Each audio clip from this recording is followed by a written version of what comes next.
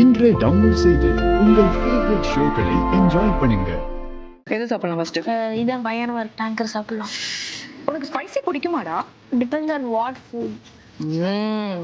நான்வெஜ்ஜா இருந்தா ஸ்பைசி இறங்கும், வேற லெவல்ல இறங்கும். ஹலோ, சூப்பரா இருக்கு. எனக்கு ரொம்ப பிடிச்சிருக்கு. சூப்பரா இருக்கு. இப்படி என்ன கன்வீன் பிடிச்சிருக்குன்னு பார்ப்போமா? It's yummy, nice. Okay, next this paneer tikka. Okay. மேல இருக்கிறது என்னன்னு தெரியல. அது பண்ணிடலாம். நல்லா இருக்கு.